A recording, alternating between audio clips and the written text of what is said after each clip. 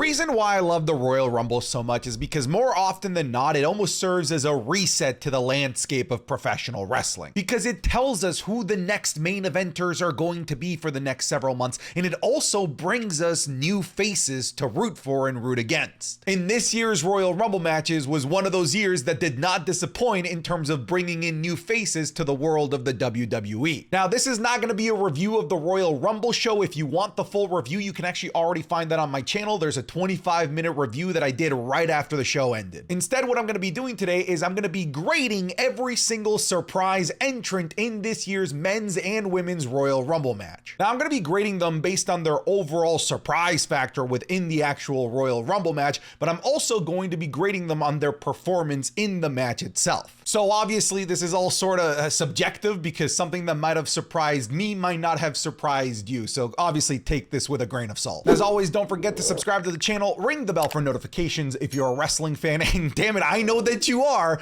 Make sure to subscribe because we upload daily wrestling content. All right, let's jump into it. Now, it didn't take long for the Royal Rumble to really deliver the surprises, as the second entrant in the women's Royal Rumble match was none other than two-time WWE Women's Champion, former TNA Champion, former TNA Knockout, who was there literally 5 days ago, Naomi. Now, I'm personally very happy that she came out at number 2, because we got to see her full entrance. And if you haven't seen a Naomi entrance, it literally is like an entire party. It's such an awesome vibe. Now, I'm also very biased towards Naomi, and I gotta explain why before you see the grade here. Naomi's a very important WWE superstar for me, because she is one of my girlfriend's favorite WWE superstars. Now, my girlfriend Sarah doesn't really watch professional wrestling, but any now and again, whenever she gives it a try, there's something that she latches onto, and she latched onto Naomi. And I'm sure you know, as a professional wrestling fan that's probably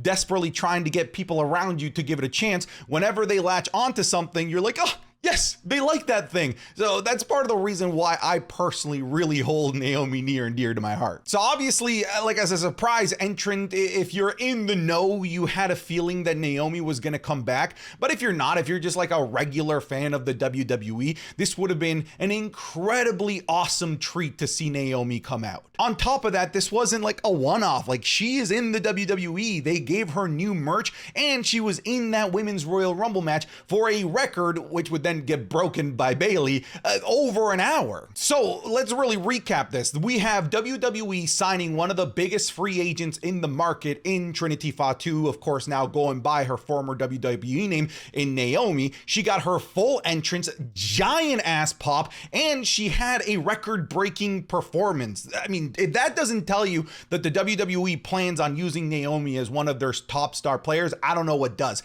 This was an absolutely fantastic re-debut of Naomi into the WWE universe. This is without a doubt, an A+ return. Next up, we have arguably the most shocking entrant maybe in the history of the Royal Rumble, if I'm being honest with you. We have TNA Knockouts champion Jordynne Grace. Now, if you don't watch TNA, let me more or less encapsulate Jordynne Grace. She's like kind of like the Brock Lesnar of the women's division in TNA. She just eats people alive. She's a monster. She's so muscular, but also incredibly talented and agile. Now, Jordynne Grace stepping through that proverbial forbidden door, if that's what you want to call it, is honestly a huge telling of how WWE is conducting their business. Something like this wouldn't happen under Vince McMahon, and I stand by that, and I said that in the review, and people were like, well, clearly you don't remember Mickie James showing up with a TNA Women's Championship. That was entirely different. Jordynne Grace is signed to TNA. She is a full-time TNA women's wrestler. Mickie James was not. She was there on a handshake agreement. There was no contract for her to be exclusive to TNA. And when WWE reached out to Mickie James, they didn't even know that she was part of TNA, which means that that deal with Mickie James was an agreement between WWE and Mickie James. Meanwhile, this is a proper collaboration between TNA and the WWE. This doesn't happen if the WWE doesn't want to purposely work with TNA. So like, I get it. Sure, they were both TNA Knockouts champion, but this is a significantly different world that we're in. So once again, I will state, and don't reply with the Mickie James thing, this would never happen under Vince McMahon. I'm sure this will be a topic for a different video, but this also raises the question of maybe this is a bigger, deeper deal that will allow maybe somebody like AJ Styles to go back to TNA and have a program over there, because that's where he became AJ Styles. And I know that there's a deal between TKO, Endeavor, and TNA and their pay-per-view, so there is a possibility that we're going to see a deeper partnership between TNA and WWE, and Jordynne Grace was the first handshake agreement to happen. So it's possible that we might look back on this as maybe one of the biggest moments in WWE history, depending on how all of this continues to fall. So in terms of a surprise factor, this is like a 35 out of 10. Nowhere in my bingo card was a full-time TNA wrestler being in the Royal Rumble on that bingo card. Now, when it comes to her performance, they were very careful with how they used her, because they didn't want to make her look weak because she's the champion of a different organization, but they didn't want to make her look too strong, whereas she made the women within the WWE look weak. So she actually got no eliminations, but she had a lot of awesome back and forths in the actual ring. Obviously, the most notable one, with it being an amazing dream match, was Jordynne Grace with Bianca Belair, with Bianca Belair inevitably, eventually eliminating Jordynne Grace. So although she didn't have this amazing performance like Naomi did, I also understand why she didn't, but really this is about what's deeper behind the layers of this potential partnership between the WWE and TNA. This might be the first shot that's fired in this partnership. Because of that, this gets an A+ in terms of as a surprise Rumble entrant. Folks, if you want even more wrestling content, maybe consider checking out my Patreon, patreon.com/SantiZap, where you're going to get the Raw reviews, SmackDown reviews, NXT reviews, the monthly mailbag, and you're going to get the Wrestling is Cool podcast 3 days earlier than everyone else. So if you want even more wrestling content from an independent, non-biased wrestling content creator that doesn't have to adhere to some big news outlet, then maybe check out Patreon, patreon.com/SantiZap. Okay, that's it. I'm done selling out. Back to the video. Then we had number 28, Jade Cargill, and they set this up beautifully for her. Yes, we knew that Jade Cargill was in the WWE, but we never really knew when she was going to make that WWE debut. A lot of us assumed it was going to be this year's Royal Rumble, and we ended up assuming correctly. However, you could have easily screwed this up. However, the WWE put themselves in a position where it was impossible for them to screw this up. So first, let's talk about the surprise factor. I guess it's kind of there, but not necessarily, because there was a lot of assumptions that she was going to be here. However, it's still her debut, the debut of one of the most sought after wrestling free agents of 2023. So that alone, with it being the debut of Jade Cargill, makes this a very, very big deal. But I have to give so much props to the WWE. The narrative threads that they wove throughout that Royal Rumble match allowed for Jade Cargill to become an instant megastar, because she could have just gone out there and had a Royal Rumble match, but the way that they set things up for her was just fantastic. The way that they made Nia Jax be an absolute monster, tying the women's Royal Rumble elimination record with 8 eliminations prior to Jade Cargill coming out, only for Jade Cargill to go out there, pick up Nia Jax more than once. At one point, she had her over her shoulders and flexed, for God's sake, and eliminated Nia Jax. Instant superstar in the making right then and there. They set this up beautifully. It was the most beautiful alley-oop, and Jade Cargill grabbed that alley-oop and slam dunked the fuck out of it. And let's further add that she was the third last to be eliminated. She was within the last 5 seconds of the Royal Rumble being eliminated by Liv Morgan, and then Liv being instantly eliminated by Bayley. So clearly, to me, there is huge plans for her in the works. In fact, I think that we saw the plans happening in front of us, as she was the one that eliminated Bianca Belair from the Women's Royal Rumble match. So wouldn't be surprised if at WrestleMania, instead of what we were most likely going to get, which would have been Charlotte versus Bianca Belair, wouldn't be surprised if we get Bianca Belair versus Jade Cargill now. So the way that they set all this up, it was just a perfect unveiling of Jade Cargill. They couldn't have scripted it better. A++. All right, so let's tone things down because things don't all have to be A pluses here. So Roxanne Perez, this actually wasn't her first Royal Rumble match. She's been in one before. She actually wouldn't have been my pick to be the NXT representative in the Women's Royal Rumble match. I had asked for Tiffany Stratton, which we'll talk about in just a second, as well as Lyra Valkyria, because like I said, Roxanne Perez has already been in a Women's Royal Rumble match. She was kind of forgettable in there, if I'm being honest with you. She didn't really get to do too much. The crowd, because they've seen this before, weren't really reacting a heck of a whole lot. Still, it is cool to see that sneak peek of the future of the WWE getting a little bit of limelight in a place like the Royal Rumble in a big arena in Tampa Bay. So I'm gonna give this a B-, but this is just not the person that I would have picked in terms of representing NXT, because she's already had that opportunity before. But the other person that I picked was Tiffy Time, the center of the universe, Tiffany Stratton, and she absolutely crushed this, and the WWE treated her like a huge deal here. Not only did she get a huge pop from the actual crowd there, because a lot of them knew exactly who she was, but as soon as she got into the ring, she got into it with business. She was doing swantons. She was beating the crap out of Becky Lynch. She was part of the elimination of Bianca Belair. But most importantly, when the Rumble ended and Bayley was celebrating, there was this beautiful shot of the women that were outside of the ring watching Bayley celebrate.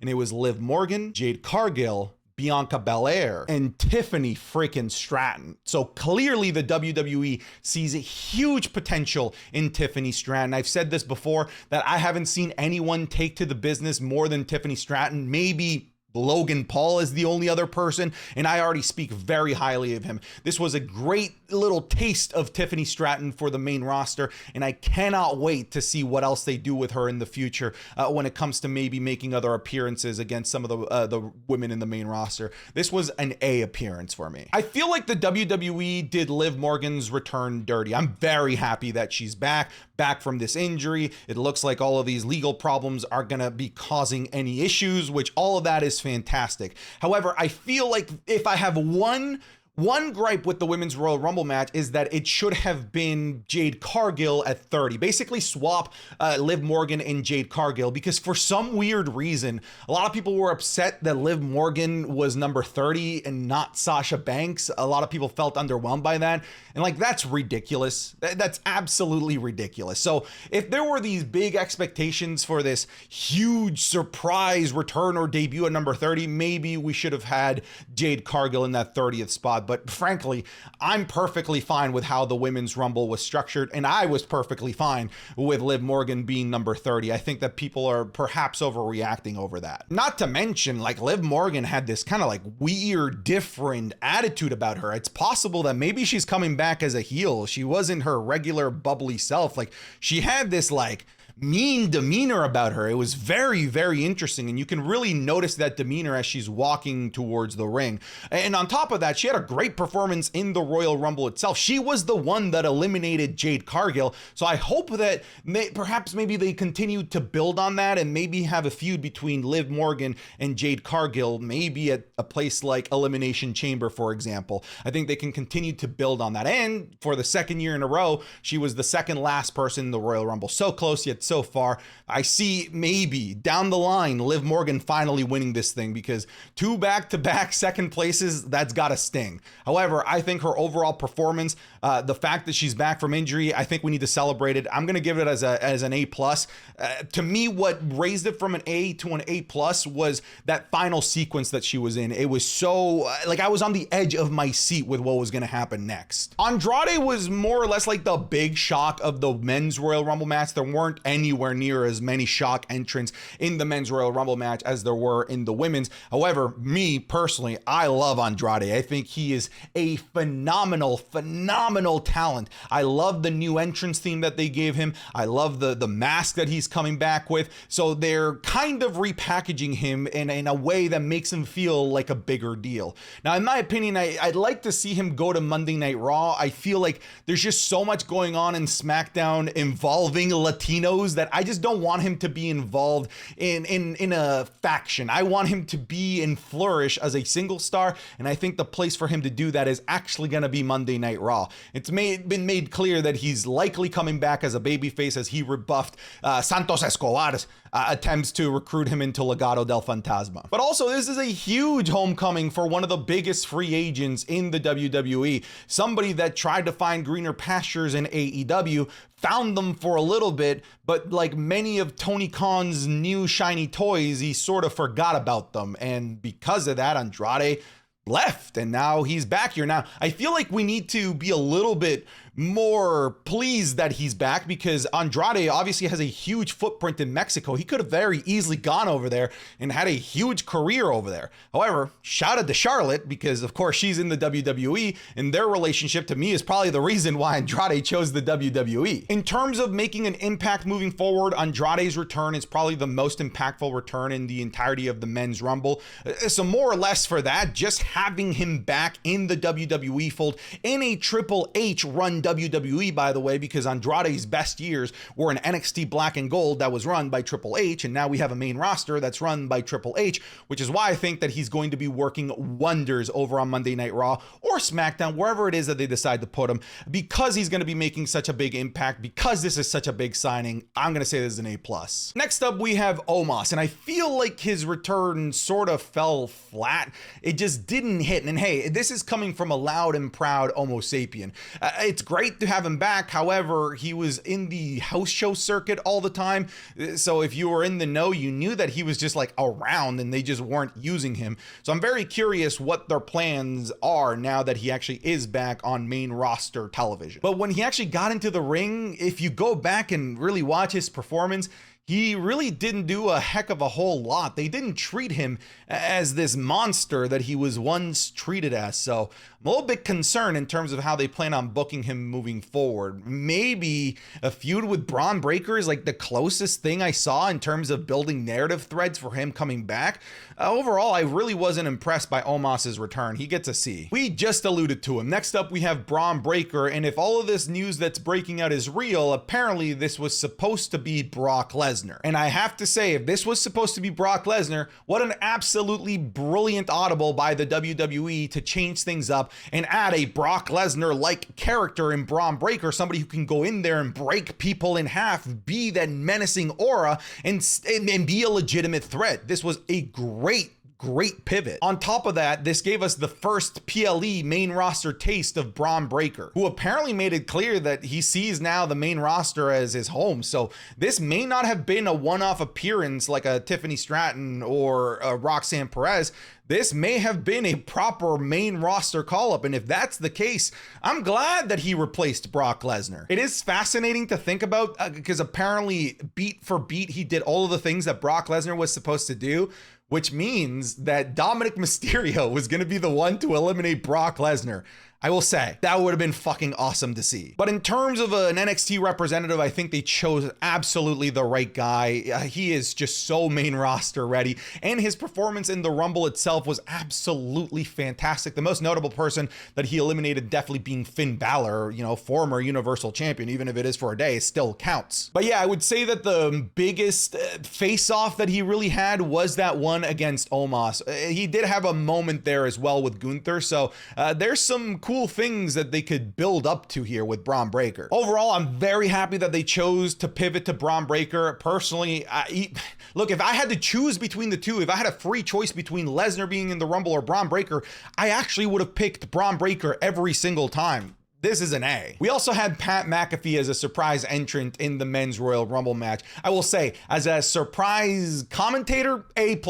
I love Pat McAfee. However, this was a waste of a spot. He basically just went in, noticed that the only two people that he could have attacked were Braun Breaker or Omos, who, if we believe the script, were supposed to be Brock Lesnar and Omos, which makes sense. They had a WrestleMania match. And of course, Pat McAfee pulls a Jim Carrey. No, not Jim Carrey. Looked it up. His name was Drew Carey. Look, the Carries all just sort of mix and blend. He pulled a Drew Carey and eliminated himself from the Royal Rumble. Like, it was funny, it was cool, but when I look at like the fact that no one from Alpha Academy was in this Royal Rumble, you know, we didn't have Chad Gable in there. Instead, we had this just one-off moment with Pat McAfee. I'm not too pleased about it. And of course, Pat McAfee's a one-off appearance, so they're not going to do anything with this.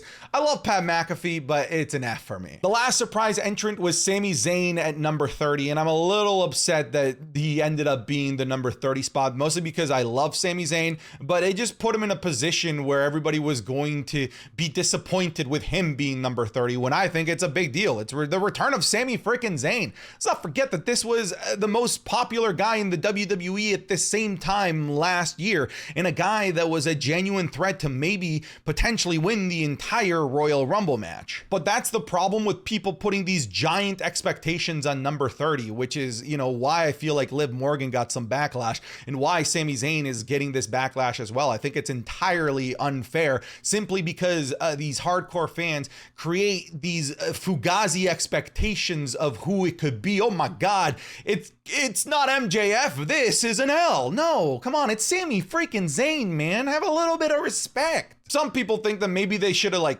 had Andrade be number 30 and have Sami Zayn come in earlier, which I actually, you know, in retrospect would have loved Sami Zayn to be number 3 so that we could have had Jimmy, Jay, and Sami Zayn in there. So maybe I would change that up, but I'm not going to sit here and cry about Sami Zayn being the surprise final entrant. However, what I will cry about is how they treated him and used him in the Royal Rumble match, because really, he was just sort of there to get more or less instantly eliminated by Drew McIntyre, clearly most likely setting up a further feud with them. I'm predicting that that's going to be a WrestleMania match, Drew McIntyre versus Sami Zayn. But, you know, there were clearly no big plans for him in this Royal Rumble match.